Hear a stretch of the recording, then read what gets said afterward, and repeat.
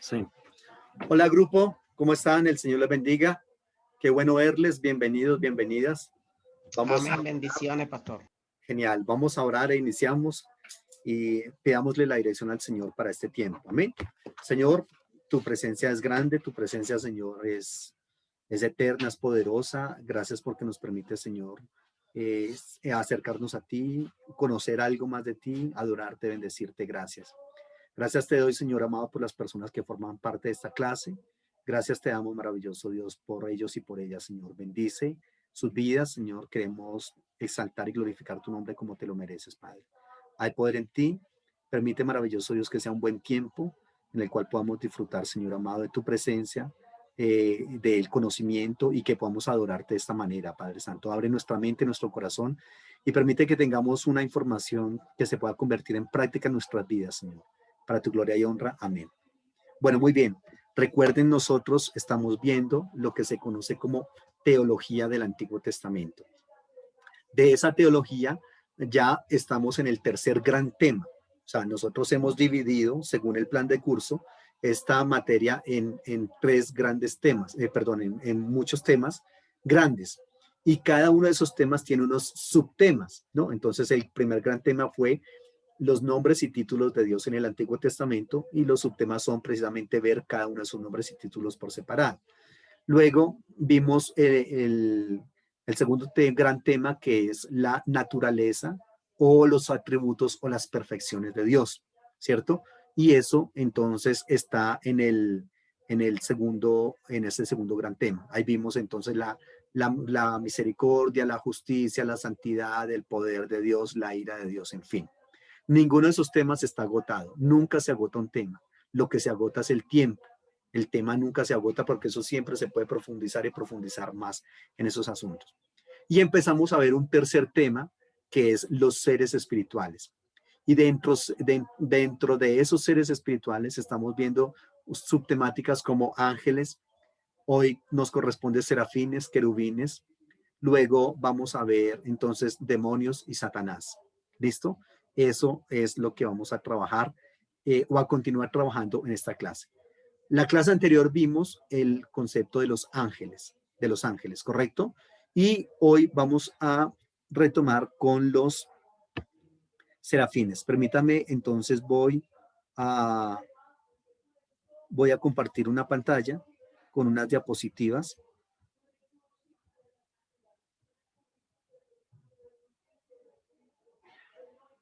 Aquí ya están viendo la diapositiva, ¿cierto? Una diapositiva que dice querubines. ¿Sí? Hola, grupo. Correcto, correcto. Muy bien. La verdad nosotros decimos querubines, pero eso está mal dicho. En la traducción, si nosotros nos damos cuenta, mire cómo se escribe la palabra en hebreo, querubín. Y esa palabra ahí en el hebreo ya está en plural. Porque el plural del hebreo es esto que voy a permitirme colocar en rojo. Es esto. Cuando uno tiene una palabra que termina en esta terminación, hirit yod con men, aquí dice literalmente querubín, y aquí en el hebreo ya está en plural. que es lo que usualmente se traduce como los famosos querubines.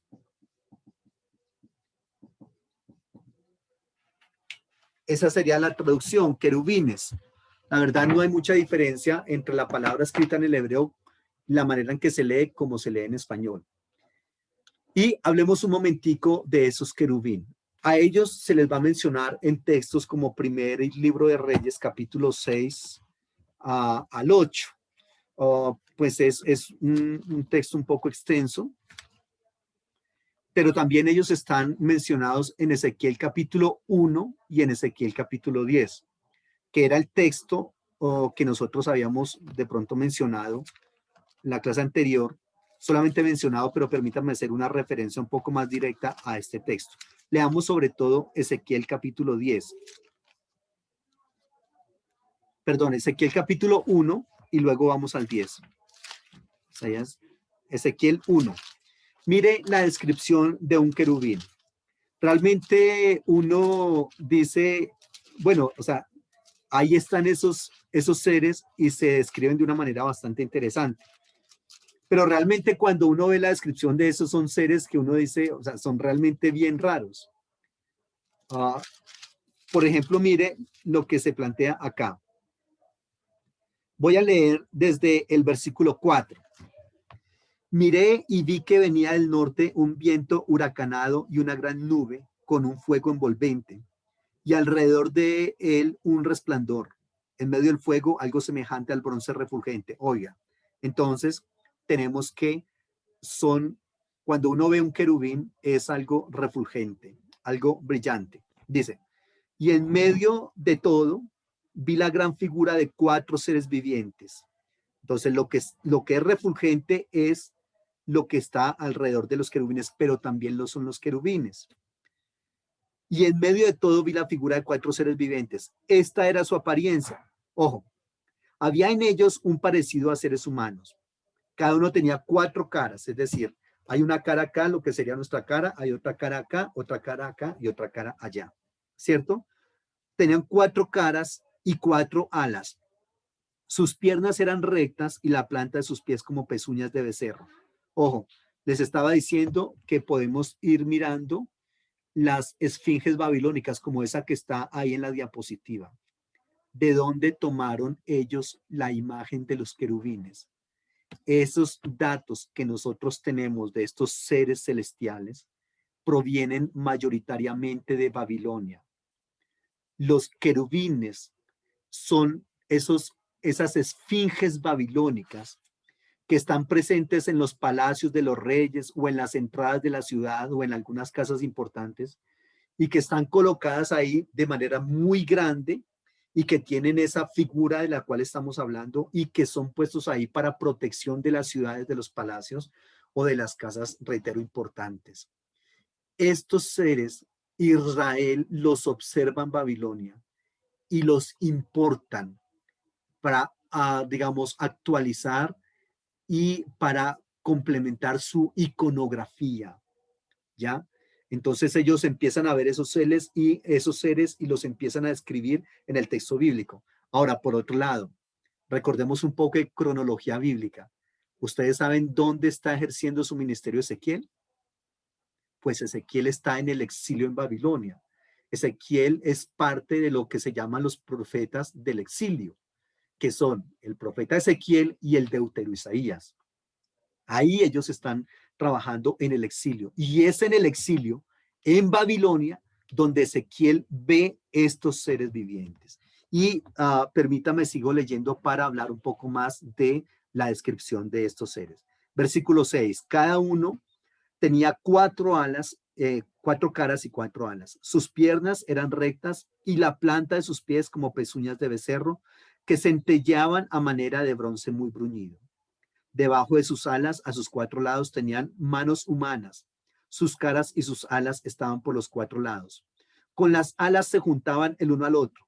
No se volvían cuando andaban, sino que cada uno caminaba derecho hacia adelante. El aspecto de sus caras era como una cara de hombre y una cara de león al lado derecho de los 4, y como una cara de buey a la izquierda de los 4, y además los 4 tenían una cara de águila. Así eran sus caras, cada uno tenía 2 alas extendidas por encima, los cuales se tocaban entre sí, y con las otras 2 cubrían sus cuerpos. Cada uno caminaba derecho hacia adelante, hacia donde el Espíritu los llevaba. Ellos iban y no se volvían a andar. En cuanto a la semejanza de los seres vivientes, su aspecto era como de carbones de fuego encendidos. Oh, entonces, reitero, siempre se van a ver como algo refulgente, encendido, como no necesariamente era que fueran carbones encendidos, sino que era como carbones encendidos. Es decir, son muy refulgentes, muy brillantes, y obviamente el profeta los ve los describe de esa manera, como carbones encendidos. Recordemos que en Babilonia hay mucho oro y muchos de estos seres se creen que eran de oro macizo. ¿Se acuerdan ustedes la famosa estatua que hizo construir el rey Nabucodonosor y que dijo que era de oro? ¿Recuerdan ustedes? Entonces, porque era muy normal allá, y a eso es muy seguramente lo que se refiere como esos carbones encendidos. ¿Listo? Y dice así, parecían antorchas encendidas que se movían entre los seres vivientes. El fuego resplandecía y de él salían los relámpagos.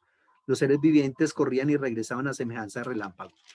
Miremos ahora el capítulo 10, porque aquí en todo esto que leímos no está diciéndonos que son querubines, pero en el capítulo 10 sí lo dice. Mire lo que dice bueno, leamos desde el 1. Miré y vi que sobre la bóveda que estaba sobre la cabeza de los querubines había como una piedra de zafiro que tenía el aspecto de un trono que apareció sobre ellos. Habló el hombre vestido de lino y le dijo, entra en medio de la rueda debajo de los querubines y llena tus manos de carbones encendidos de entre los querubines y espárcelos sobre la ciudad. Este pasaje, este capítulo 10 es una descripción también de lo que se ha planteado en el capítulo 1, ¿ya? Acerca de los querubines. Y ojo, ¿qué es lo que los querubines tienen en la cabeza? Ya nos está indicando algo del rol de los querubines. Los querubines son los que transportan al Señor, según se cuenta acá en el libro de Ezequiel. Son los que llevan en la cabeza una expansión, es decir, como una plataforma, podríamos decirlo, de vidrio, ¿correcto? Y sobre esa plataforma está el trono del Señor. Uno de los grandes roles de los querubines es que son los transportadores del Señor. Pero estos querubines son seres híbridos, son seres mitológicos que en realidad, con las características que nos cuenta el texto ahí, no existen. No existen tal cual, reitero, en nuestra corporeidad, obviamente en nuestra dimensión. Existirán en el mundo espiritual, y si existen son con esas características de acá que, reitero, las toma Israel de allá de Babilonia. ¿Ustedes recuerdan en la Biblia dónde se mencionan los querubines? Recuerde que se mencionan sobre el arca. ¿Recuerdan ustedes que se mencionan sobre el arca del pacto? Había 2 querubines, y en el templo de Salomón también había querubines. O eso significa que esas descripciones de esos elementos son o pertenecen a la época del exilio. Entonces, cuando nosotros hablamos del templo de Salomón, que está mucho tiempo después, mire dónde está Salomón. Salomón está del 970 al 931. Ahí, en esos años, fue que construyó el templo. 970 al 931, ojo. Pero escuchemos la fecha del exilio en Babilonia. ¿Cuál es esa fecha? Está entre el 606 y el 538. Y es en ese momento que se tiene esa visión de los querubines. Eso significa que cuando se tiene esta visión, se empiezan o se coloca por escrito esa descripción tanto del templo como del arca del pacto. ¿Ya? Entonces tengamos en cuenta siempre eso, lo que yo les digo a los estudiantes siempre, el tiempo interno y el tiempo externo de los textos. Tiempo interno y tiempo externo. El tiempo interno es el tiempo en que tienen lugar los hechos que se cuentan en la narrativa, pero el tiempo externo es el tiempo en que se colocan por escrito esos eventos. Son 2 cosas muy diferentes, ¿ya? Entonces, estos querubines o querubín son seres híbridos mitológicos y que son figuras aladas con 4 caras, ¿cierto? ¿Y por qué 4 caras? ¿Por qué era esa representación de las 4 caras? Porque lo que se pretendía es que ellos estaban vigilando, estaban chequeando absolutamente todo lo que estaba a su alrededor, ¿ya? Entonces, no que porque solamente tuvieran una cara, el enemigo les podía llegar por detrás y ellos no darse cuenta, no. La idea era que las cuatro caras son un referente de que ellos se están dando cuenta absolutamente de todo lo que está pasando. ¿Y por qué esas cuatro caras de águila, de hombre, de buey, y de león? Porque sencillamente son digamos, los máximos representantes de su especie. El águila, la mayor representante de entre las aves, el buey, el mayor representante entre las bestias por su fuerza, el hombre, pues obviamente el clima es de la creación del Señor, y el otro, el león, por ser el rey, ¿no? Como siempre, ese estatus que tiene. Entonces, por eso tenía esas figuras. Reitero, a los querubines se les relaciona, por una parte, con el trono del Señor, del cual son guardianes. Y también, curiosamente, cuidan el árbol de la vida y también, reitero, se asocian con el arca. ¿Listo? Leamos algunos de esos textos. Por ejemplo, Ezequiel 28, ya que estamos acá en Ezequiel 28, versículo 13. En Edén, en el huerto de Dios estuviste, de toda piedra preciosa era tu vestidura, de cornerina, topacio, jaspe, crisólito, berilo y ónice, de zafiro, carbunclo, esmeralda y oro. Ahí está. ¿De quién está hablando acá? De un querubín en el versículo 14. Tú, querubín grande, protector, yo te puse en el santo monte de Dios. Allí estuviste y en medio de las piedras de fuego te paseabas. Ojo, este capítulo de Ezequiel 28 no está hablando de Satanás. Yo sé que siempre nos han dicho y dice, sí, ve, ahí está la descripción de Satanás, que es un querubín. No. Este está hablando sencillamente de unos seres espirituales que se llaman los querubines, ¿correcto? Y ahorita cuando veamos Satanás, les indicaré de quién es que está hablando acá en el Ezequiel 28. Pero es una cosa totalmente diferente a lo que usualmente nos han enseñado. Les decía también que están, bueno, leamos el Génesis en Ezequiel 41, ya que estamos acá. Génesis 41, del 17 al 20. Midió desde la puerta hasta el interior de la casa y por fuera, así como toda la pared de alrededor, por dentro y por fuera, y estaba labrada, cuidado, con querubines y palmeras, entre querubín y querubín una palmera. Cada querubín tenía dos rostros, un rostro de hombre hacia la palmera de un lado y un rostro de león hacia la palmera del otro lado, alrededor de toda la casa. Desde el suelo hasta encima de la puerta había querubines grabados y palmeras por todas las paredes del templo. Fíjese, mire cómo menciona entonces al templo, cómo lo describe. Y curiosamente, y permítame hacer un paréntesis acá, de ahí que nuestros hermanos católicos se toman de textos como estos que acabé de leer para decir sí a toda la iconografía que ellos tienen, porque dicen, en la Biblia se puede encontrar, digamos, textos bíblicos que avalan esa imaginería que nosotros usamos. Y efectivamente, cuando uno viene a textos como estos, uno tiene que decir, honestamente, si quiere decir honestamente, tiene que decir sí. Ahí están esos textos que hablan de esas figuras. Obviamente, lo que sí no se habla es que se tengan que adorar. Ahí sí se pierden un poquito ellos, ¿ya? Pero que hay, digamos, textos bíblicos que avalan la imaginería, sí, lo había. Y lo había ahí, como le estoy comentando, en el arca, en el templo, como se menciona acá, estaban toda esa iconografía. ¿Listo?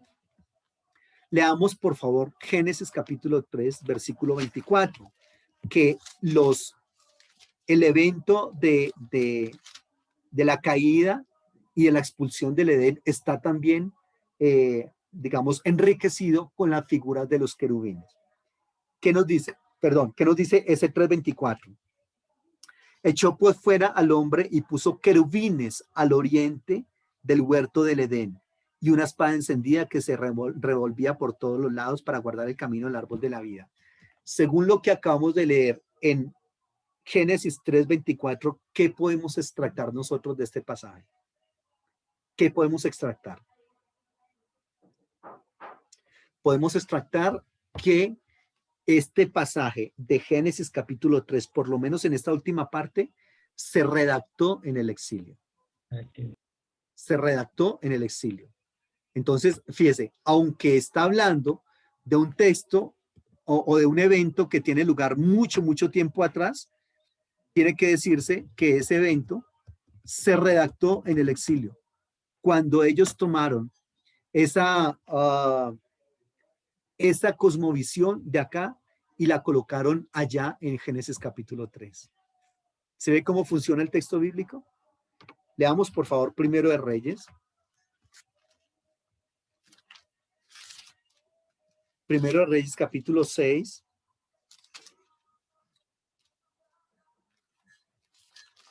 Versículos 29. Y esculpió todas las paredes alrededor de la casa con diversas figuras de querubines, de palmeras y de botones de flores por dentro y por fuera. Ese es el versículo 29. Luego el 32. Aquí estamos hablando obviamente del templo de Salomón. O sea, el templo del que se refiere en Ezequiel es el famoso nuevo templo, ¿no? El famoso templo que está en la ciudad que se llama Jehová Shammah. El Señor está habitando ahí, ¿ya? Pero estos textos de Primero de Reyes están hablando del templo de Salomón que les está diciendo. Entonces eso significa que tanto en el templo de Salomón como en el nuevo templo, los querubines forman digamos, un aspecto importante. Mire lo que dice en el 32. Las dos puertas eran de madera de olivo y en ellas talló figuras de querubines, de palmeras y de botones y de flores. Reitero, ¿qué está significando acá? Que esos textos fueron escritos en el posexilio, tanto los de Ezequiel como estos textos de acá de Primero de Reyes. ¿Por qué no se puede decir que antes? ¿Por qué? Porque sencillamente antes no existían. Eso se da, es en esa época un poco tardía. ¿Listo? Entonces hay que tener en cuenta esos conceptos acá. Muy bien. Sigamos leyendo. Ahí hay otros textos que no leo. Reitero, ¿qué es lo que hacen ellos? Primero habíamos dicho, están presentes guardando el árbol de la vida. Segundo, están en relación con el arca del pacto. Tercero, están también presentes en el templo de Salomón y también en el templo que describe el profeta Ezequiel. Cuarto, son soporte del trono del Señor. El Señor marcha sobre querubines. Mire lo que dice, por ejemplo, el texto que ya leímos de Ezequiel 10, que es lo que está hablando, que están siendo el soporte del trono del Señor. Y mire lo que dice en el Salmo 18:10. Salmo 18:10. Cabalgó sobre un querubín y voló sobre las alas del viento. En la Biblia, los querubín son el vehículo en el cual se transporta el Señor. Recordamos nosotros todo lo que tiene que ver con los ángeles, ¿se acuerda que vimos allá? Entonces decimos que la Biblia en el Antiguo Testamento menciona a ángeles, querubín, serafines. ¿Listo? Y cada uno de ellos tiene roles diferentes. No hay una jerarquía entre ellos, no hay. No podemos decir que es que los ángeles son más, digamos, de más bajo rango que los querubines, que los serafines, no. Sencillamente sus roles son distintos, ¿cierto? Estos sí tienen alas, los que veíamos anteriormente no. Vea, ahí en la diapositiva hay otros ejemplos de lo que podría ser unos querubines, ¿ya? Claro, estos de acá están solamente con una cabeza, con la cabeza de hombre, pero eran más o menos eso, ¿listo? Y acá estamos diciendo que son el vehículo con el cual Dios se transporta. A estos querubines, curiosamente, también en la Biblia se les asocia con nubes de tormenta. Miren lo que dice, por ejemplo, el Salmo 103, 104, versículo 3. Dice así: el Señor establece sus aposentos entre las aguas, el que pone las nubes por su carroza y el que anda sobre las alas del viento. Perdón, entonces leemos y ahí no hay absolutamente nada que diga o que hable de los querubines. pero cuando nosotros vamos al hebreo, sí podemos encontrar este pasaje. Permítame, les trabajemos un momentico el hebreo y se van a dar cuenta ustedes.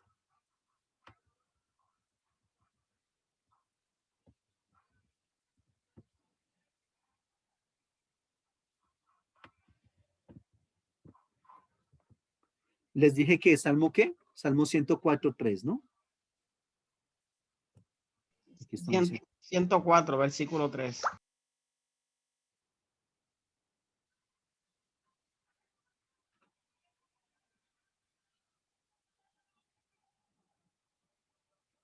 Ahí está. Aquí están viendo la Biblia en hebreo, ¿cierto? Ay, perdón, ¿qué dice? Uf.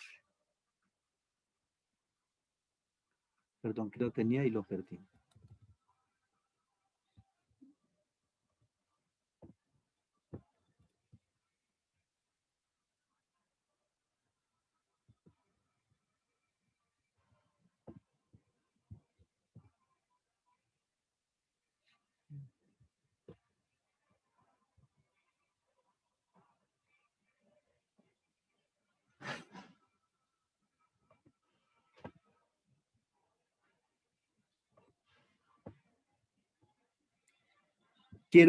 Estoy mostrando esto porque quiero que veamos.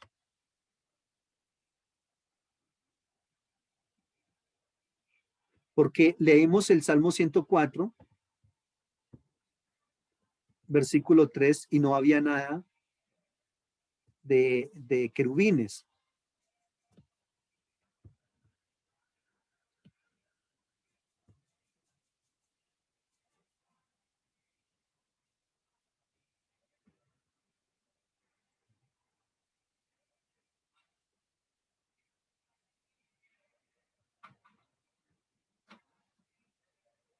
Aquí está.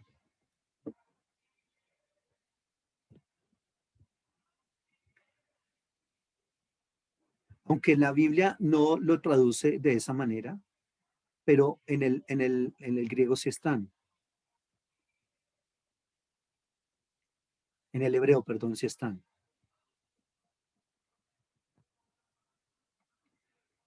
¿Alguien ya vio la palabra para querubines acá? Aquí está.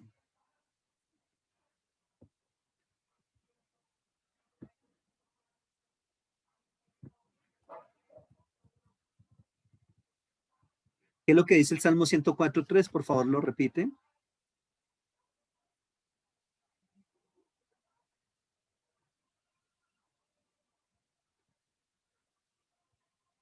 ¿Alguien que lo lea?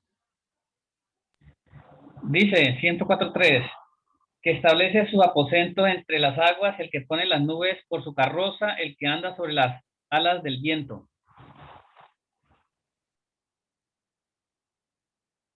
Ya la palabra para querubín acá. Entonces, ahí está el término para querubín. Aunque en el español no se menciona. Aquí en el español sencillamente lo dicen, el que pone las nubes por su carroza. El que pone las nubes por su carroza. Y en el hebreo lo que está es el término querubín. ¿Ya? Reitero, tengamos cuidado, creo que desde el principio les dije que aunque en el español no concuerdan, tanto en el hebreo como en el español no concuerdan los, mm, los versículos, porque en el hebreo lo que está en létricas negras en el español, en el hebreo forma parte del capítulo del primer versículo. Entonces hay que tener en cuenta eso, pero sí están los términos ahí, ¿ya? Entonces, eso es lo que se traduce acá como el que pone las nubes por su carroza.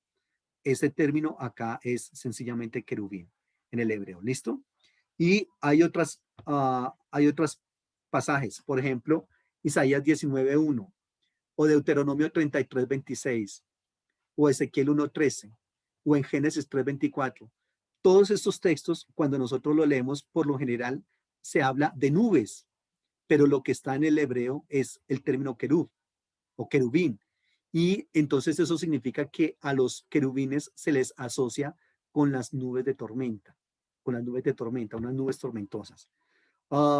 Reitero, había imágenes de estos querubines en el templo de Jerusalén, como ya lo leímos, en el arca del pacto, ¿cierto? Y en el templo del cual está hablando allá en Proverbios, en el libro de Ezequiel.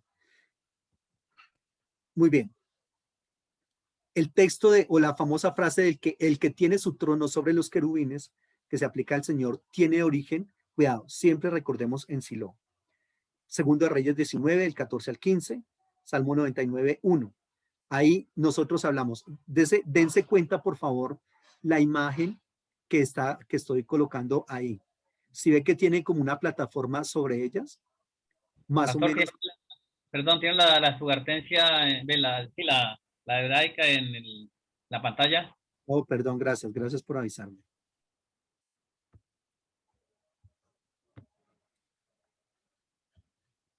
Acá, ahí ya la están viendo, ¿cierto? Desen cuenta la figura que coloqué ahí en esa diapositiva. Si se dan cuenta que tiene como una plataforma encima, es decir, como una tapa, más o menos era algo así. Ese ejemplo o esa descripción de los querubines en Ezequiel 1 y Ezequiel 10 está hablando de algo como esto de acá, en la cual ellos están debajo y hay una expansión, dice, la Biblia habla de expansión, es básicamente un vidrio, una plataforma de vidrio que está sobre ellos y sobre esa plataforma el trono del Señor. Y los querubines son los que lo transportan.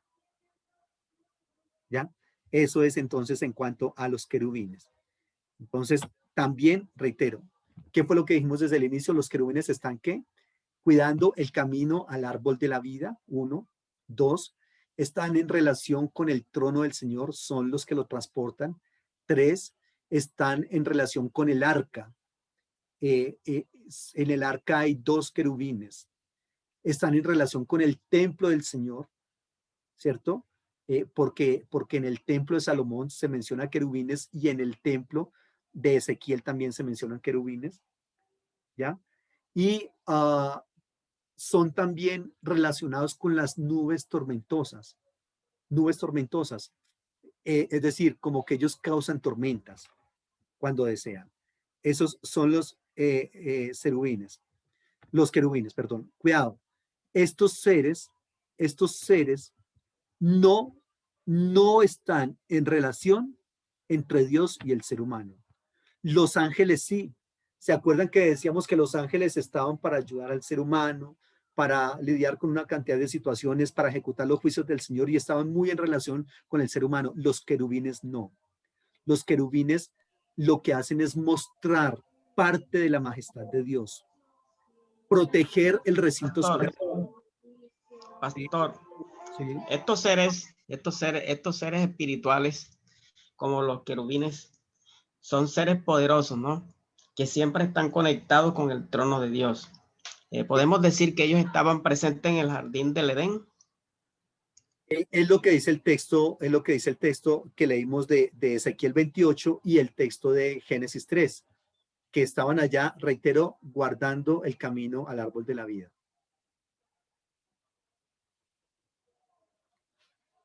Marcan entonces la presencia del Señor. Sí, cuéntame. Ya, correcto. Muy bien. Entonces, marcan la presencia del Señor y son soporte de la presencia del Señor, hablando de la presencia del Señor, del trono del Señor, ¿no? Como hemos venido planteando. Entonces, básicamente los querubines son como una especie de representación entre la morada del Señor en el cielo y hay como una unión entre lo que se conocería como la trascendencia y la inmanencia del Señor. ¿Listo? Inmanencia y trascendencia. Es decir, los querubines son los que están haciendo como una fusión entre inmanencia y trascendencia.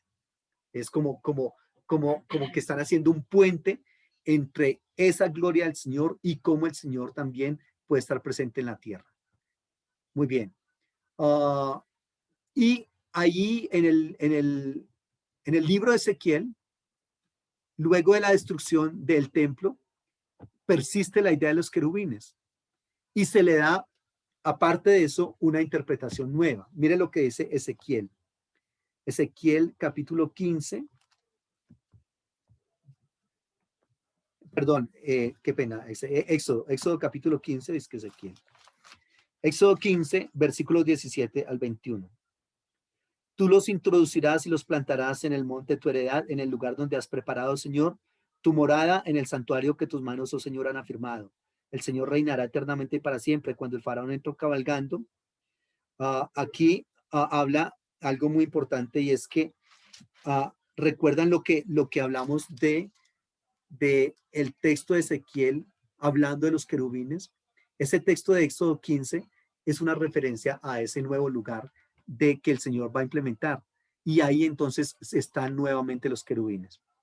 Reitero que los querubines son prueba de la presencia de Dios entre el pueblo, cuidado, a pesar de que no hay templo en ese momento. Recordemos que en el exilio en Babilonia no hay templo, pero tranquilos, no importa. Aunque no hay templo, sí está la presencia del Señor. Eso es lo que se quiere plantear en Ezequiel cuando se describe a los querubines.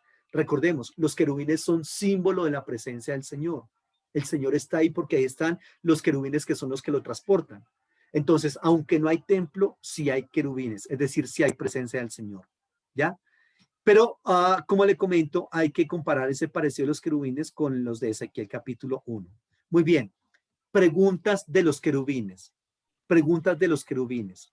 Porque si Pastor, vamos a pasar a los serafines. Sí. Pastor, una pregunta. Con respecto al libro de Ezequiel en el 28, 14, 15, que se describe al querubín como el que es el diablo, ¿no? Que de ahí salió, ¿no? ¿Por qué se le ha dado esa interpretación? Porque ayer justo estaba mi suegra haciendo un discipulado y estaban tocando ese tema, y acá dice, vale, vale, ese pedacito: Satanás era un querubín perfecto y hermoso hasta que se rebeló contra Dios. Ezequiel 28, 14, 15. ¿Dónde has sacado ese argumento para decir que ese texto habla de Satanás? Pero, ¿qué fue lo que acabaste de leer? O sea, un discipulado que está haciendo mi suegra, y hay un texto que habla de Satanás, ¿no? Sí, ya. Y dice: Satanás era un querubín perfecto y hermoso hasta que se rebeló contra Dios. Ezequiel 28, 14. Ahí está hablando, y no le culpo porque esa es la interpretación que usualmente se le ha dado a Ezequiel 28, pero realmente ahí no Pero está hablando de Satanás. ¿qué argumento tienen para decir que ese querubín era Satanás? O sea, ¿de dónde has sacado eso? Honestamente, ninguno. Ese argumento se empezó a equiparar. ¿Sabe quiénes fueron los que equipararon eso con Satanás? Los padres de la iglesia. Eh, mm, Hay dos padres de la iglesia que empezaron a trabajar y a equiparar este concepto de Ezequiel 28 con Satanás, pero en el Antiguo Testamento no. Pero esto se los voy a plantear, y es que no quiero adelantarme porque todo eso tiene que ver con Satanás, con la enseñanza de Satanás. ¿Listo? Pero definitivamente no. Aquí en Ezequiel 28 está hablando de un hombre que se llama Itobaal II. ¿Quién es Itobaal II? Es un rey de Tiro. Un rey de Tiro. Miren lo que dice el versículo 9. Y ustedes me dirán si aquí está hablando de un querubín como tal. Versículo 9. Bueno, leo desde el 8. Al sepulcro te harán descender y morirás con la muerte de los que mueren en medio de los mares. Hablarás delante del que te mata diciendo: yo soy Dios. Tú, en la mano de tu matador, eres un hombre y no un Dios. Aquí está hablando es de un hombre que va a morir como mueren todos los hombres, y la muerte de él va a ser en el mar. ¿Y de quién está hablando acá? Está hablando de un señor que se llama Itobaal II, que es un rey de Tiro, precisamente según la historia, se llama así, Itobaal II, que era un rey que era muy bueno para la guerra. Y por ser tan bueno, él empezó a ser contratado por muchísima gente para que le ayudaran en las batallas. Y cuando él es contratado y que se siente tan popular, él se enorgullece. Y a ese Itobal segundo es al que se le está hablando. Y se toma un mito que hay, que el mito de una Dios Ashtar, que lo vamos a trabajar más adelante. ¿Listo? Entonces, eso tengámoslo en cuenta. Eloy, por favor, silencia tu micrófono. Muy bien. Entonces, no, realmente no se puede equiparar a eso, a menos que ensayáramos un sensus plenior. ¿Recuerdas lo que es sensus plenior, cierto, Roland? Que es una Claro, pastor. segunda, tercera o cuarta interpretación de una profecía. Esa sería la única manera de ver en Ezequiel 28 a Satanás sensus plenior, pero eso ya es una interpretación. Pero que el Antiguo Testamento esté hablando ahí de Satanás, no, no. Pero reitero, permítame ampliar muchísimo más esa información cuando hablemos de Satanás. ¿Listo? Muy bien. Hay otros seres. Si no hay preguntas de los querubín, vamos con otros seres que son los serafín. Los serafín. Pastor, una pregunta, pastor. ¿Cómo podríamos caracterizar los querubines de acuerdo con el trono de Dios? ¿Cómo los podríamos caracterizar?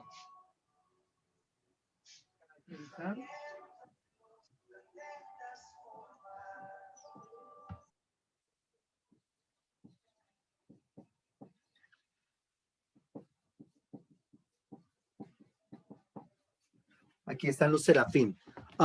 ¿Cómo podemos caracterizar a los querubines en el trono de Dios? Pues acabamos de leer, si es caracterizar físicamente, acabamos de leer que son seres con 4 caras, ¿correcto? Seres que tienen piernas redondas, que tienen piernas rectas, son seres que tienen alas, digamos, desde esa perspectiva,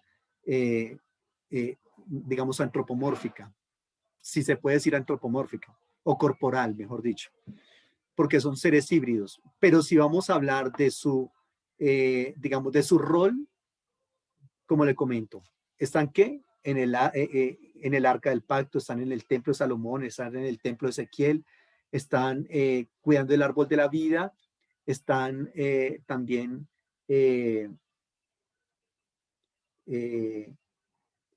que son el soporte de la presencia del Señor. Y obviamente si fuéramos a hablar desde una perspectiva, digamos, como espiritual, si son el soporte del trono del Señor, pues obviamente tienen que tener unas características, unas cualidades esenciales. No sé si a eso es a lo que te refieres con tu pregunta.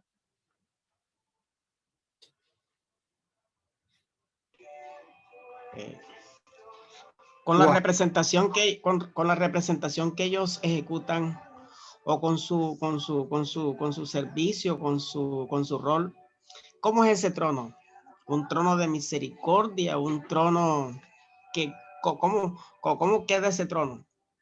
Pero ahí ya entiendo. Pero ahí, digamos, las características de ese trono en cuanto a misericordia como tal, ya no les correspondería a los querubines. Ellos lo que hacen sencillamente es cumplir con su rol de transportadores del Señor, ¿ya? Transportadores del Señor nada más.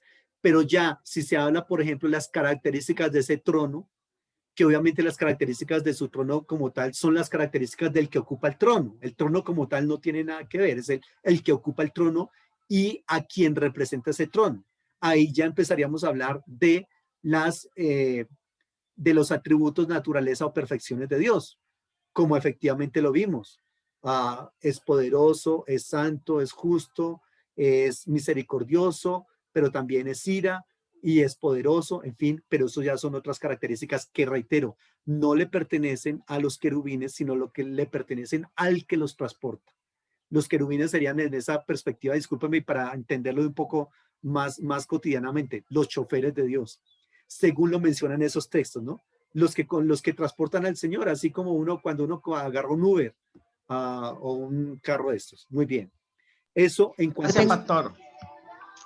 O sea que, a diferencia de los ángeles que sí tienen contacto con los seres humanos, los querubines no.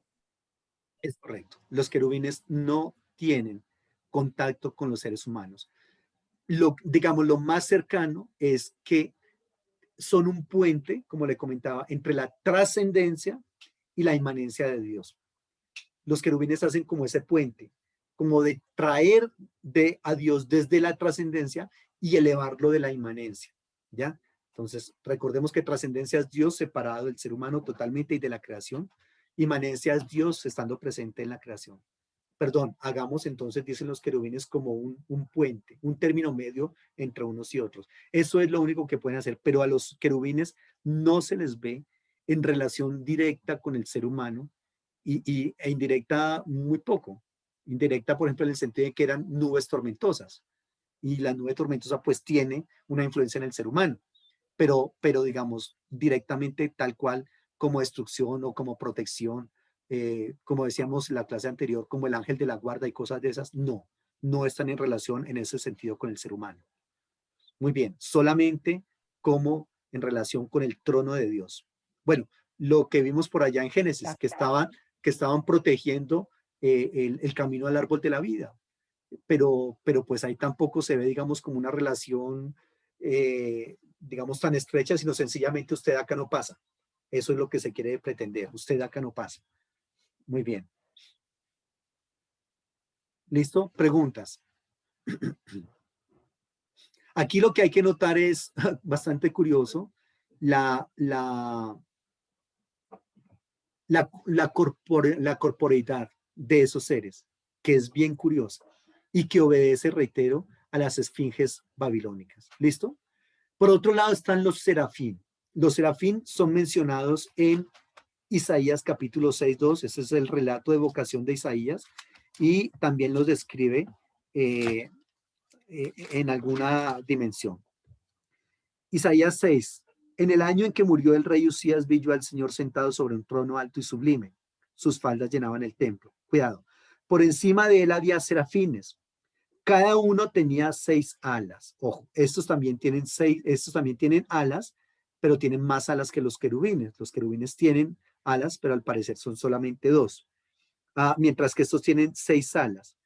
Con 2 cubrían sus rostros, con 2 cubrían sus pies y con 2 volaban. Y el uno al otro daba voces diciendo: Santo, Santo, Santo, Señor de los ejércitos, toda la tierra está llena de su gloria. Pero curiosamente, ¿cómo se les describe a los querubines? Esto es una locura, porque si bien vimos la corporeidad de los querubines, los serafines tienen una corporeidad aún mucho más diferente e incluso aterradora, porque los serafines son serpientes aladas y venenosas. Esos son los querubines. La Biblia los describe de esa manera. En la Biblia hay un término para serpiente que es el término nahash. Nahash. Bueno, dejémoslo ahí porque es el término para serafín.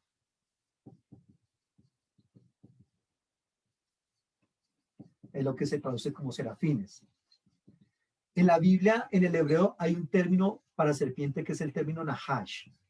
Esto de acá. Nahash. Pero cuidado, cuando se habla de serpientes venenosas y aladas, se utiliza la raíz del término serafín, que es la shin, la resh y la p. Así está en el texto bíblico. Ahí está muchas veces. En textos como Números 21:6, Isaías 14:29, o 36, o Deuteronomio 8:15, leamos algunos versículos de esos, que muchas veces se traduce como serpientes. En el hebreo está el término serafín. Bueno, entonces sería una gran pregunta, ¿y por qué no lo traducen como serpientes, como está ahí? Es muy complicado. ¿Por qué no lo traducen como serafín, tal cual está en el texto bíblico?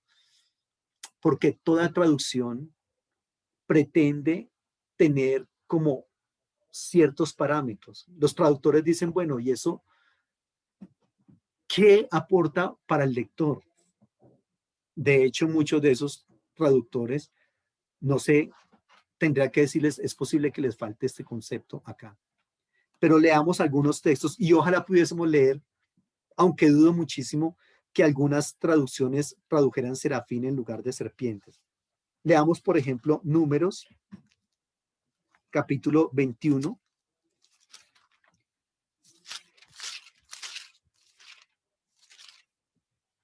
Versículo 6, Números 21, 6.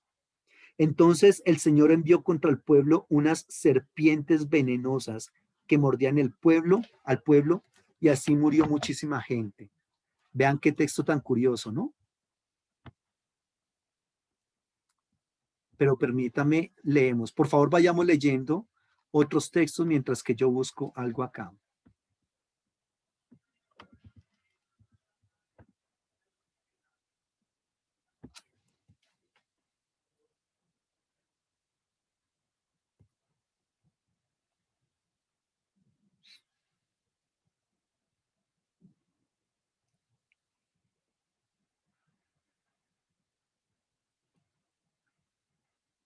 ¿Números que dijimos?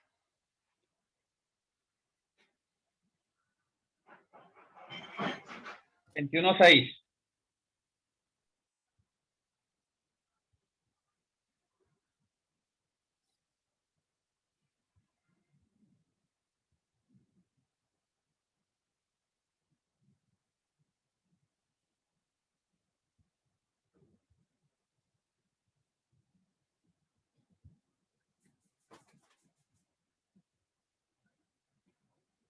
Miren esta palabra acá. ¿Qué dicen los que están aprendiendo hebreo? ¿Cómo se lee esa palabra acá? La palabra que está resaltada. Inténtalo leer, Eloy o Roland. Serafín, será, ¿qué? ¿Cuál es? ¿Sí? Ahí dice en Sí, el sí. hebreo, Haserafín, los Serafín. serafín, los serafín. Mire lo que dice en el 21:6. Entonces el Señor envió contra el pueblo. Aquí está lo que he leído en el hebreo, en el español, en el hebreo está así. Mírenlo acá. Vaishalach Adonai Ba'an. El Señor envió contra el pueblo Ed Ha-Nehashin. Ojo, Ha-Nehashin, contra el pueblo unas serpientes venenosas, venenosas. Y ahí está el término, reitero, serafín. Pero en el hebreo, en el español traducen sencillamente serpientes. Entonces, eso fue como una especie de juicio del Señor contra el pueblo, en el cual envió los serafines. ¿Listo? Viendo que esa expresión antelleva el artículo. Sí, los serafines, pero digamos que no hay problema. Los serafines que mordían al pueblo. Entonces, los serafines son, reitero,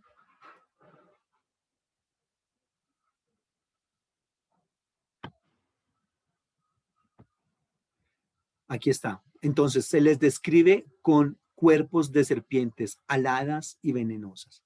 En Isaías 14:29 también. Isaías. Leamos algunos de esos textos, por favor.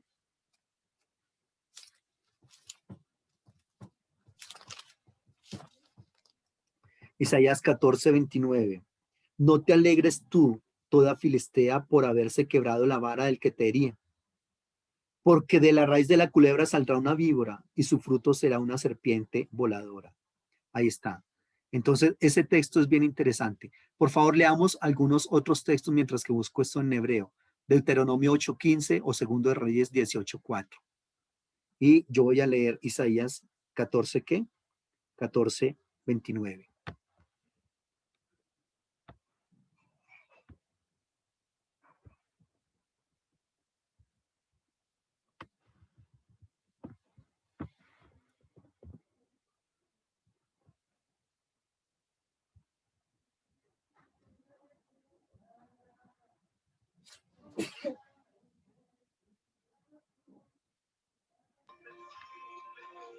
Segunda de Reyes, capítulo 18, versículo 4.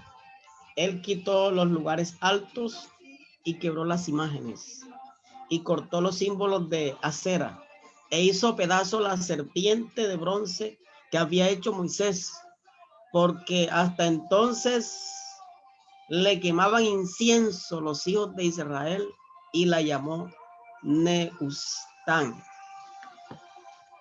Excelente. Gracias. Pastor, aquí está la Reina Valera en el Isaías 14:29, habla de la serpiente voladora, ¿eh? ¿Qué dice? Dice, no te alegres tu Filistea toda por haberse quebrado la vara del que te herí, porque la raíz de la culebra saldrá aspi y su fruto serpiente voladora. Mire lo que dice en el hebreo serpiente voladora.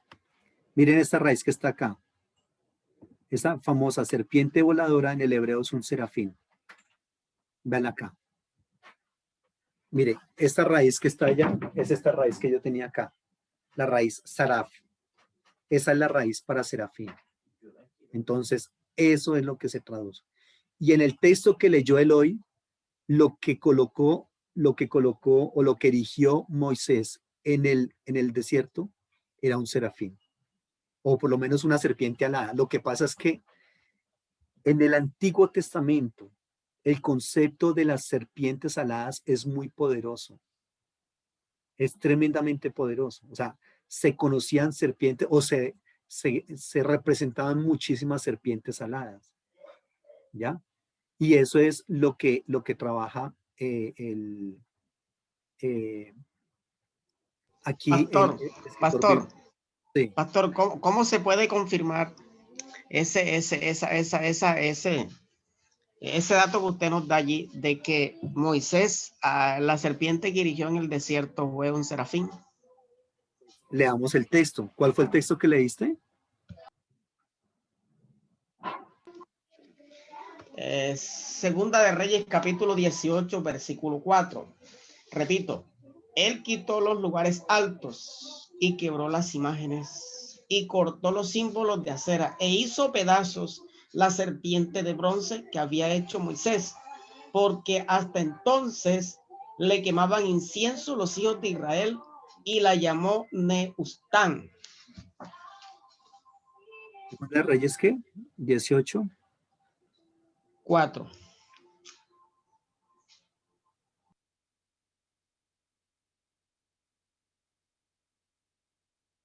Ahí es donde sirve el hebreo, ahí es donde sirven las clases que estamos tomando en la mañana. 18:4.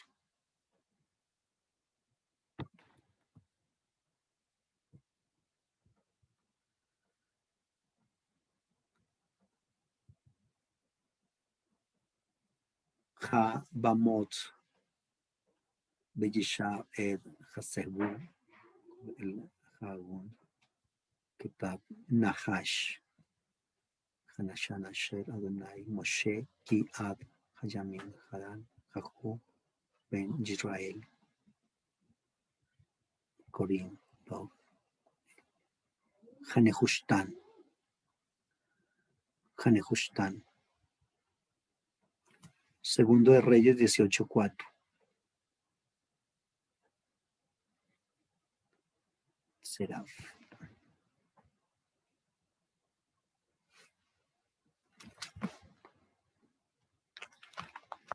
Permítame un momentico.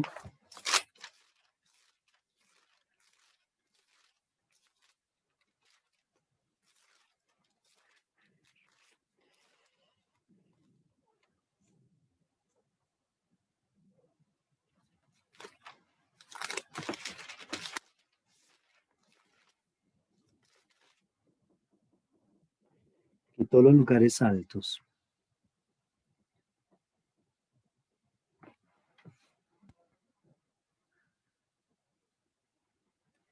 Quebró las imágenes de plata. Nahash.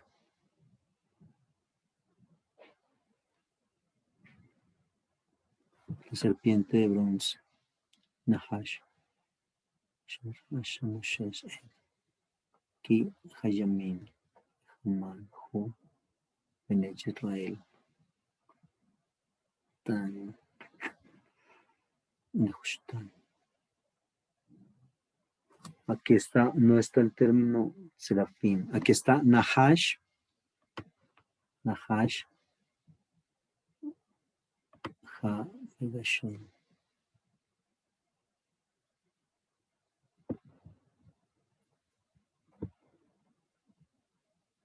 Ese término se me lo robaron de acá porque él estaba ahí.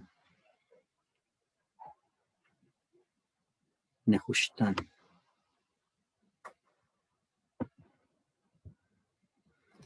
Aquí no veo este término serafín, pero sí sé que está ahí. Si alguien lo puede encontrar, le agradezco.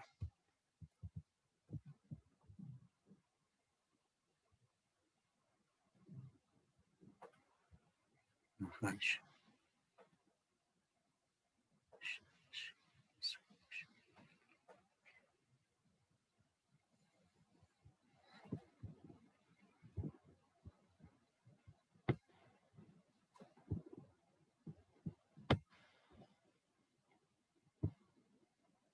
Segundo de Reyes 18:4.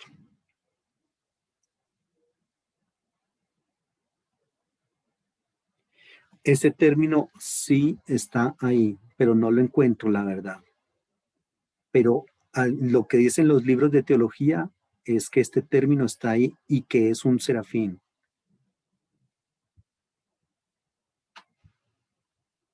Pero ahí sí me toca buscarlo con más detenimiento. O sea, ¿por qué es complicado buscarlo? Porque míralo acá.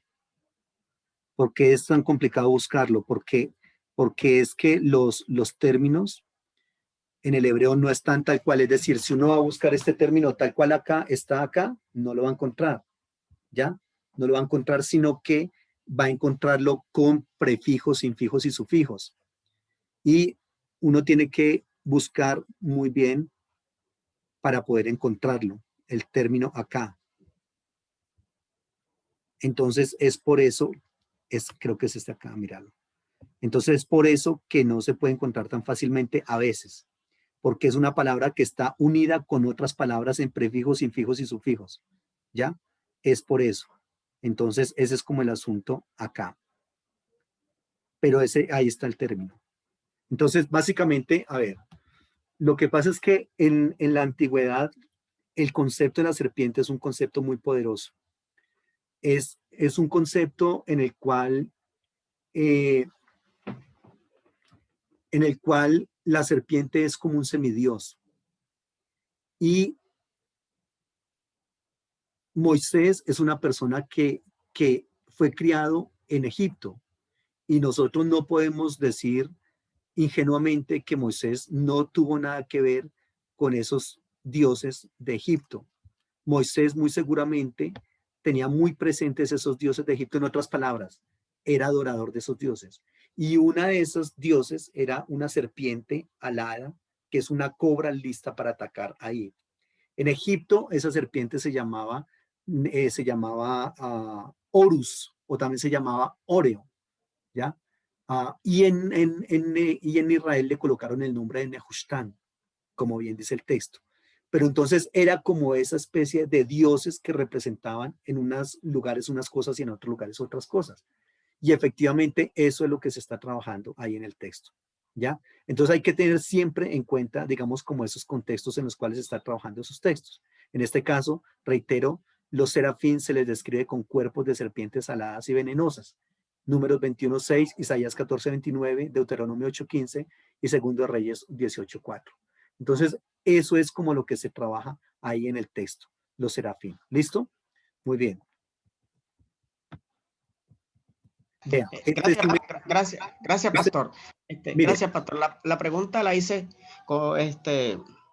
porque nosotros como futuros teólogos, la verdad de nosotros es muy fuerte.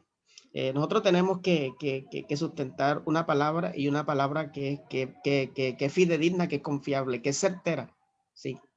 De manera que la busque, donde esté, donde la quiera investigar, pueda corroborar y decir, eso que dijo esa persona que predicó es la verdad.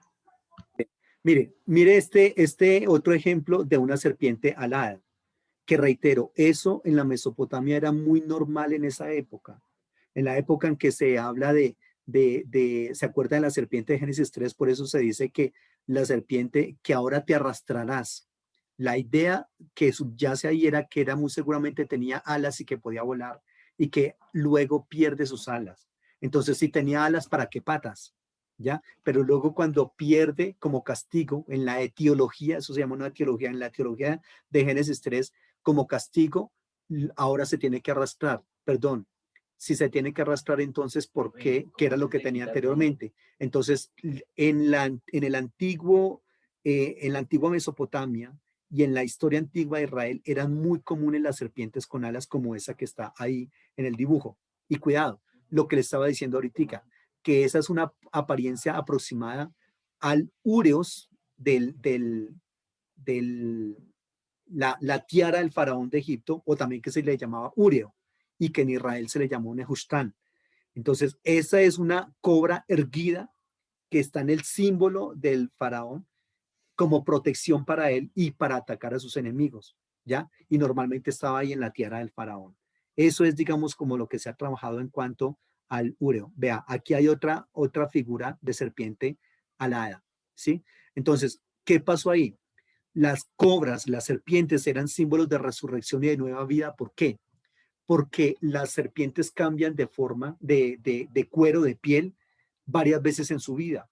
Entonces, eso hacía que los hombres vieran las serpientes como con algo de admiración y con algo como digno de imitar, como un ejemplo de, mire cómo esa serpiente se quita la piel para poder seguir viviendo, para seguir subsistiendo, ¿sí? Y esa serpiente también está relacionada con una diosa que se llama la diosa Wayet, o también se le dice la diosa Uto, que es una diosa, que es una serpiente también. ¿Listo? Y también esta serpiente está ligada con los mitos solares. ¿Se acuerdan? Hablando del inframundo, de lo que está debajo de este mundo, y donde iban las almas, digamos, como transitando, como caminando por ese lugar. Y todo eso, entonces, tiene que ver con la serpiente. La serpiente en toda la antigua Mesopotamia, en Egipto, en Babilonia, en Ugarit, entre los hititas, tuvo una influencia muy grande, esa serpiente de Génesis 3. Ahí hay una teología muy profunda detrás de esa serpiente. Y reitero, eran unas serpientes aladas. Entonces ese concepto está ahí enmarcado en los querubines y por eso se les habla así, o se les describe a ellos como diosas, como serpientes aladas y venenosas. ¿Por qué reitero? Como que no se... Sí. Que la serpiente de Génesis pudo haber sido un querubín, un serafín. Es muy posible, por lo menos tiene la figura reitero, en todo lo que subyace en ese texto, que era una serpiente alada. Por eso se le dice, ahora te arrastrarás, ¿ya? Entonces es ese concepto de la serpiente alada que hay, no solamente en ese pasaje, sino en todos los demás, que se le traduce de esas otras maneras y que jugaba un papel muy importante entre los dioses tanto de Egipto como la Mesopotamia. La serpiente en Génesis 3 no es Satanás, no se le equipara en el Antiguo Testamento, pero la serpiente sí era considerada en la Mesopotamia un semidios al cual se le adoraba, e incluso se le adoró en Israel con el nombre de ¿qué? De Nehushtan, y fue por lo tanto lo que se le quitó a este personaje. ¿Listo?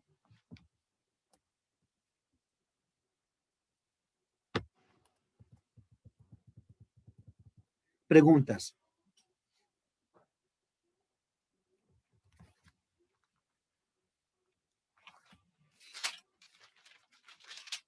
¿Y cuál era la función, pastor, de los serafines?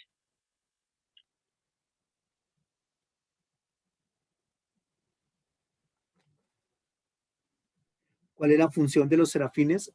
Es mostrar, ellos están en mucha relación con la santidad de Dios. La santidad de Dios son los que lo acompañan en algunas, lo que está en Isaías 6, eso se llama una hierofanía. Las serpientes acompañan a Dios en las hierofanías y las serpientes aladas, venenosas, que son los serafines, están en directa relación con la adoración a Dios. Esto sí, recordemos que en el texto de Isaías Isaías dice, ay de mí que soy un hombre de labios inmundos y que habita en un pueblo de labios inmundos. Y mire lo que dice, leamos por favor rápidamente Isaías 6 para corroborarlo. Isaías capítulo 6 dice, voló hacia mí uno de los serafines trayendo en su mano un carbón encendido. Estoy en el 6:6 de Isaías. Un carbón encendido tomado del altar con unas cenazas y tocando sobre él con él sobre mi boca, dijo, he aquí que esto tocó tus labios y es quitada tu culpa y limpio tu pecado.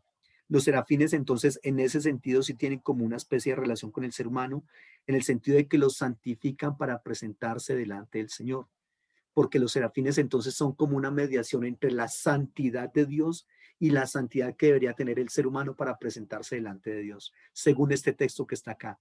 Y según este texto también habla de cómo el rol de ellos es la adoración a Dios, la adoración a Dios. ¿Listo? ¿Qué nos dice, por ejemplo, Deuteronomio 8:15? A ver qué nos dice.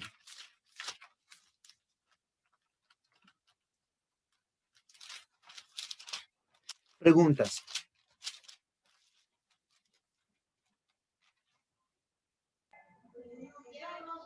Que te hizo caminar por un desierto grande y espantoso, lleno de serpientes venenosas y de escorpiones, en una tierra de sed y sin agua, te sacó de tierra. Ahí donde dice serpientes venenosas, ahí eso es un querubín, en el hebreo, perdón, un serafín, en el hebreo está la palabra serafín, otra vez, ¿listo?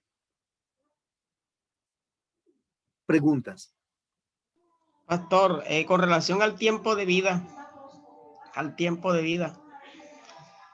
los serafines y querubines mueren o viven. No, el texto no menciona ahí, son seres, no podemos decir que son seres eternos, porque son creados, pero sí son inmortales. No son eternos, pero sí son inmortales. Igual también como el ser humano en su parte inmaterial. El ser humano no es eterno porque fue creado. Recordemos que cuando algo es eterno no tiene ni principio ni fin, Dios. Pero aunque nosotros no somos eternos, sí somos inmortales en nuestra parte inmaterial. Es decir, aunque nuestra alma muere, nuestro cuerpo muere, nuestra alma y espíritu permanecen para siempre. ¿Ya? Permanecen para siempre desde el momento de nuestra creación. Hay que tener en cuenta eso. Y eso pasa también con estos seres. Por lo menos no se menciona nada de su muerte, ¿ya? Ni de ángeles, ni de serafines, ni de querubines. De los ángeles se menciona cómo no guardaron su dignidad, ¿no? Entonces, eso es como el asunto. Muy bien. Preguntas de los serafines. Ahí está. Siempre el concepto de la serpiente alada en el Antiguo Testamento y sobre todo en el trono del Señor, en el concepto de las serpientes. Mire, los serafín tienen pies y manos de hombre. Y cuidado, la función de ellos, ¿cuál es? Adorar al Dios que está en el trono. Entonces, los querubín lo transportan, los serafín lo adoran, ¿no? Y cuando le adoran, se cubren con sus alas de la majestad del Señor.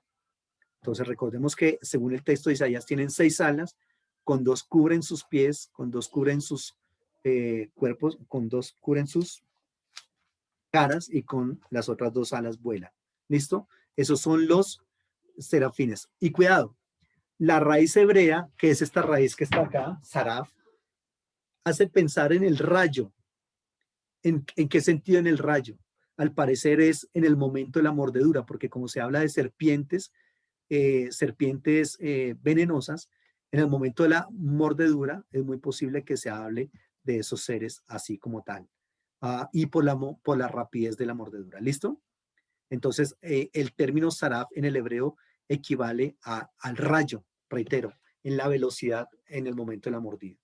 Muy bien, eso en cuanto a los serafines y querubines. Preguntas de estos 2 clases de seres.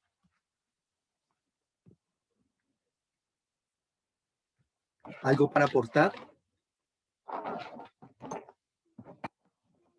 Pastor, Sí. estos seres espirituales, por lo visto, son seres subordinados al Señor, a Dios, ¿no? todo el tiempo. Definitivamente ninguno de estos seres es ni remotamente parecido a lo que propone el Señor. No, ni remotamente parecido. Muy bien. Eso en cuanto a querubín y serafín. Eso, reitero, son los seres espirituales celestiales, ¿no? De los que nos habla el Antiguo Testamento. Recordemos que esta materia se llama Teología del Antiguo Testamento. Pero vamos ahora con otra clase de seres espirituales también, pero de maldad. Seres espirituales, pero de maldad. Miremos entonces, por otro lado, están los demonios. Trabajemos un momentico con los demonios. En la Biblia, uno de los términos para demonio en la Biblia son los seirín, o sheirín también se le llama así. Permítame, le escribo esto en el hebreo.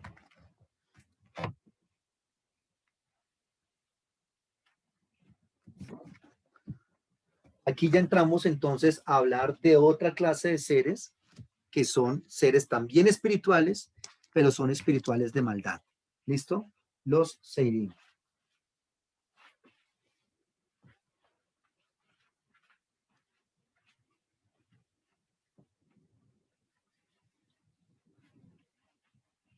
La Biblia menciona algunas clases de demonios en el Antiguo Testamento. Pastor, estos seres que son de maldad los podemos llamar malhechores, ¿qué? No, no mucho porque el término malhechor tiene otra connotación.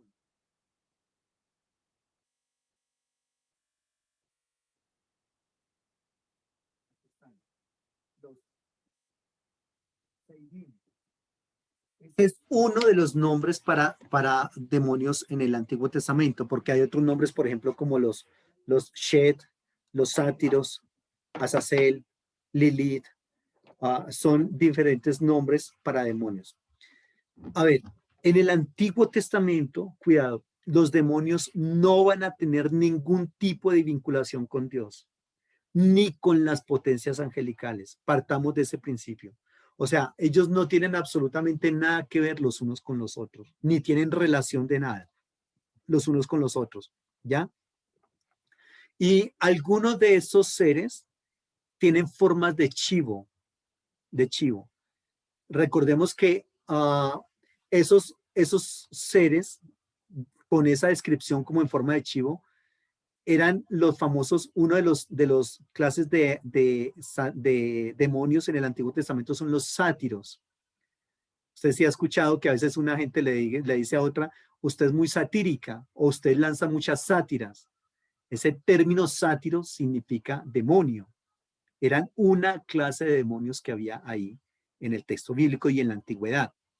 Y cuidado, estos sátiros por lo general están relacionados con los cultos de fertilidad.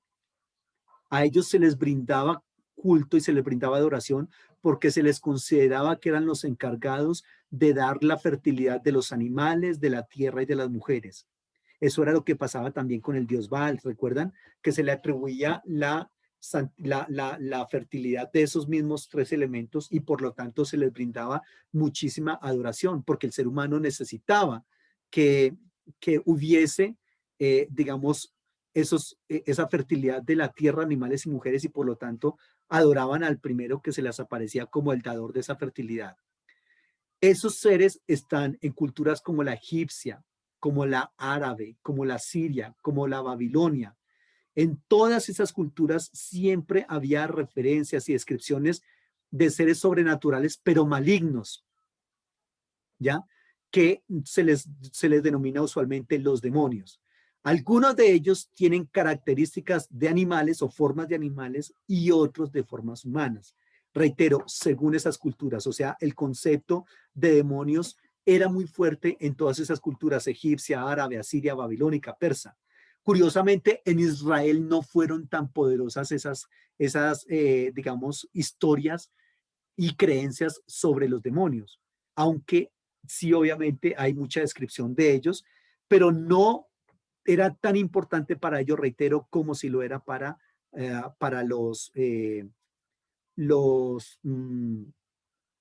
esas otras culturas. A algunos de ellos también se les llama las serpientes de fuego. O sea, cuidado. Según esto, había serpientes de fuego que eran serafines, pero había también otras serpientes de fuego que eran demonios. Y tanto a unos como a los otros se les menciona en el texto bíblico. Ahí hay que distinguir entonces cuándo una serpiente de fuego correspondería a un demonio y cuándo una serpiente de fuego se le correspondería a un serafín. ¿Ya? Pero aquí hay algunos textos que plantean las serpientes de fuego, reitero, describiéndolos como demonios. ¿Listo?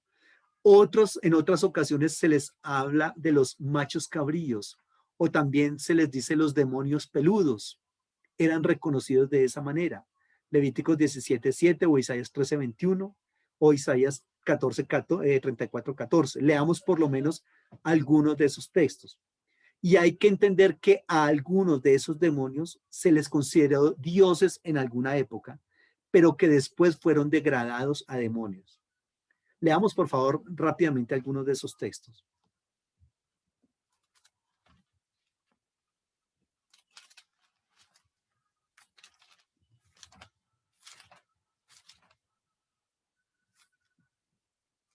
¿Alguien que me colabore, por favor, leyendo?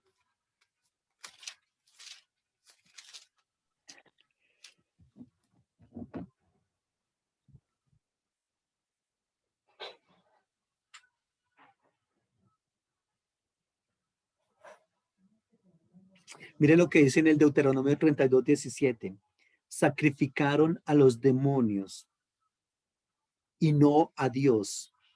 A dioses, ahí, que no habían conocido, a nuevos dioses venidos de cerca que no habían temido vuestros padres. Aquí es una referencia entonces a los demonios, que reitero, en algunos textos se les menciona o se les consideraba dioses, que después son relegados al nivel de un demonio. No les alcanzó para ser dioses, mentiras, no eran dioses, eran demonios. Mira lo que dice el Salmo 106, 37. Sacrificaron sus hijos y sus hijas a los demonios.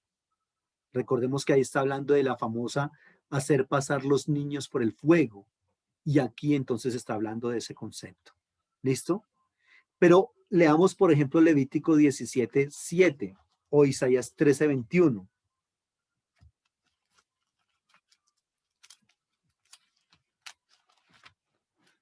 Levítico 17:7. Y nunca más sacrificarán sus sacrificios a los demonios, tras los cuales se han prostituido. Tendrán esto por estatuto perpetuo para sus generaciones. Ahí está entonces muy seguramente el término Sheirin, o también está el término Shed. Isaías 13:21. ¿Están conmigo, grupo? Sí, pastor. Sí, pastor, sí, pastor. Bueno, Isaías 13:21. Sino que dormirán allí las fieras del desierto y sus casas se llenarán de hurones. Allí habitarán los avestruces y allí saltarán, cuidado, las cabras salvajes. Infortunadamente, son esas traducciones que hacen. Yo no sé si de pronto en alguna Biblia o en alguna traducción, Isaías 13:21 no hable de cabras salvajes, sino que hable de demonios, porque en el hebreo se habla de demonios.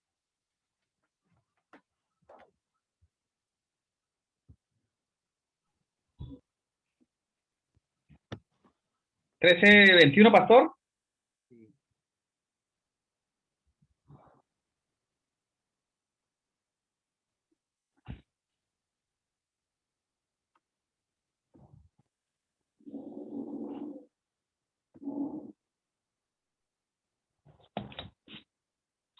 Aquí en esta versión habla de bestias.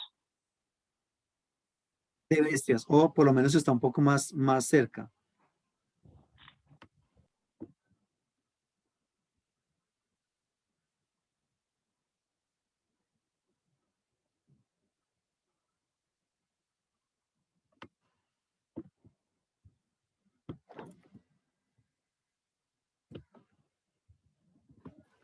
Vamos a ver qué dice acá.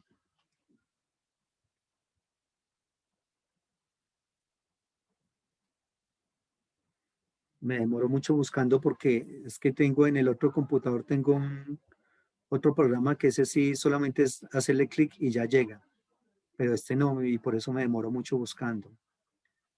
Isaías 13:21.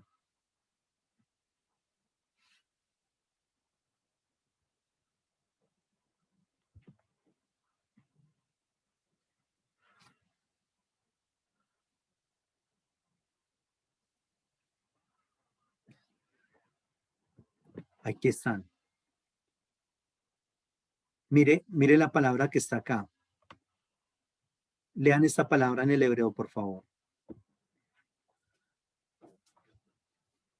No, no leamos desde la primera acá, lo que está resaltado.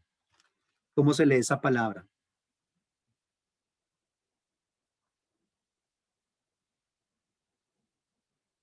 Mírela acá. Sheirin. Los seirín, los seirín. Entonces, en el hebreo lo que aquí se traduce como cabras salvajes o en el texto que leíste, bestias salvajes, en el hebreo son demonios. En el hebreo son demonios. Esa es la palabra, una de las palabras para demonio en la Biblia. Los seirín. ¿Listo? Y ahí está en el texto. Entonces, reitero, son sencillamente, las traducciones de la Biblia son sencillamente una interpretación. Entonces, a los traductores se les hace muy complicado hablar de demonios ahí en esos pasajes, ¿cierto? Entonces, lo que hacen es hablar de cabras salvajes. ¿Pero qué pasa ahí? Pues sencillamente se pierde muchísimo el concepto que está en el hebreo y que está claro. De ahí está los seirín. Ahí dice los demonios. Pero reitero, lo traducen con como cabras o como bestias. Claro, lo que pasa es que en el Antiguo Testamento no hay, digamos, como una teología desarrollada y mucho menos completa de lo que son los demonios. No, es en el Nuevo Testamento cuando se habla de demonios como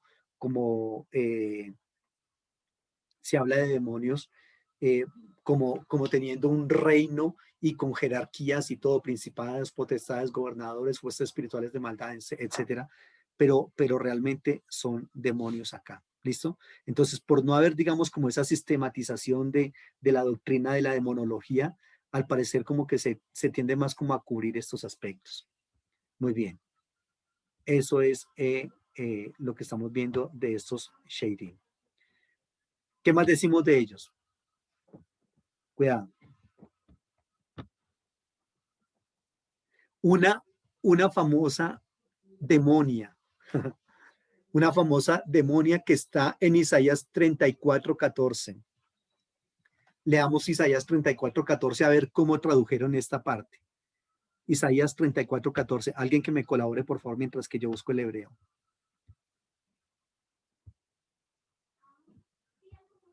Isaías 34:14.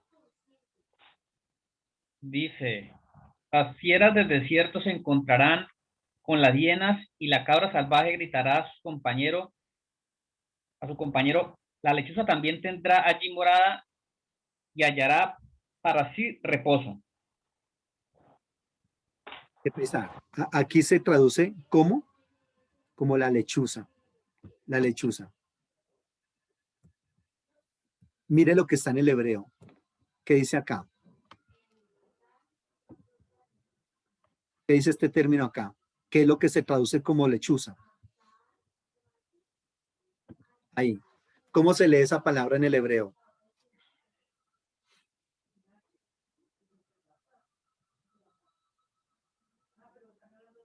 Hola.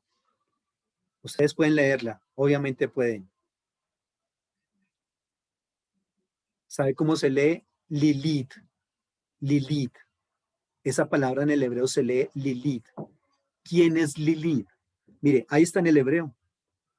Pero, ¿cómo se traduce acá? Ese es el que dijimos que 34:14. Mire cómo se traduce acá. La lechuza también tendrá allí refugio y hallará para sí reposo. La lechuza. ¿Y eso qué es? En el hebreo lo que está es el término Lilith. ¿Y quién es Lilith? ¿Qué pasó con Lilith? ¿Quién es ese demonio? Permítame, lo leemos un momento. Lilith era una demonia nocturna. Y Lilith no solamente existía en Israel, sino que también existía en la Mesopotamia. Procede de Babilonia. Cuidado, es un demonio que habita en la tormenta y que habita en el desierto y que desde el desierto sale a atacar a los hombres. Permítame le cuento una historia de Lilith. Según lo que se plantea en el mito de Lilith, Lilith fue la primer esposa de Adán. Según eso, Eva no fue la primera esposa de Adán. La primera esposa de él se llamó Lilith. Pero Lilith resulta que estaba muy enojada con Adán porque cuando ellos tenían sexo, Adán quería estar siempre arriba. Y ella dijo, es decir, en la clásica, disculpe, me pongo un poco erótico acá, en la clásica posición del misionero, el hombre arriba de la mujer. Pero ella dijo, no, un momento, eso no, yo no quiero siempre estar debajo, yo también quiero estar arriba, porque eso es una cuestión de poder, una cuestión de dominio. Entonces se suponía que si ella estaba arriba en la hora del sexo, ella lo estaba dominando a él, ¿ya? Entonces Adán le dijo, no señora, ¿cómo se le ocurre que usted va a estar encima mío si usted es subalterna a mí? De ninguna manera. Y entonces ella dijo, entonces yo no me aguanto eso. Y se fue. No quiso seguir con Adán. Se fue del paraíso. Pero cuando se fue del paraíso, entonces ella al salir de allá, perdió absolutamente todo lo que Dios le había dado y se convirtió en una demonia. Una demonia que se le llama Lilith. Y ahí fue cuando entonces viene la segunda esposa de Adán, que es Eva. Eso es lo que se cuenta en el mito de Lilith, reitero, eso no está en la Biblia. Es lo que se cuenta en el mito de Lilith.